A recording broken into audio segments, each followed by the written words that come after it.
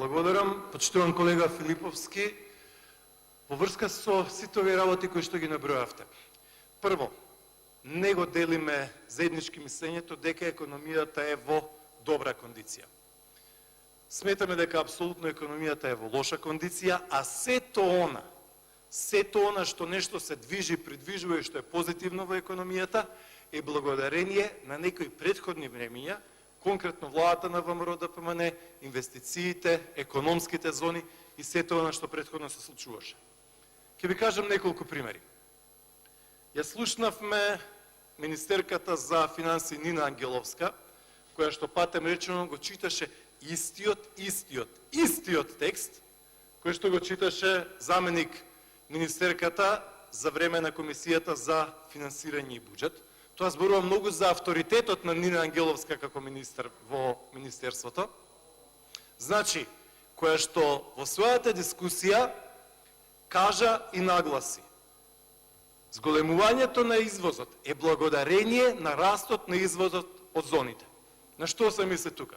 Се мисли на Ванхол, се мисли на Кромберг и Шуберт, се мисли на Дрекселмајер, се мисли на Штипската зона, се мисли на Скопската зона и така натаму, да не ги редам и наредувам сите фабрики и инвестиции.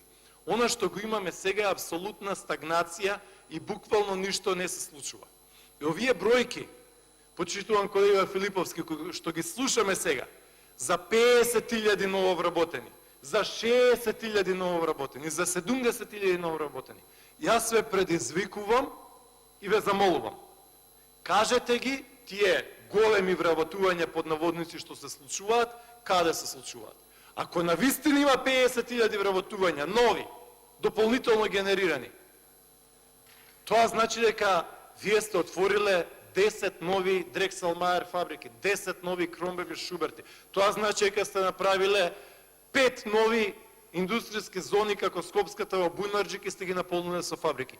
Дали тоа се случило? Не, апсолутно не. Значи, исклучиво она што го имаме во моментов како работа, како извоз, како пласман, како додадена вредност, како создавање на нови добра, е благодарение на претходната гарнитура. Зоран Заев ниту ги донесе Facebook, ниту го донесе Google, ниту ги донесе сите оние компании кои што ги слушаме. Значи, во тој дел, апсолутно, немаме добра економска состојба, даноците ни растат, го имаме најголемиот буџет во историјата на Македонија со кој што ништо не се гради. Затоа се разликуваме во нашите оценки.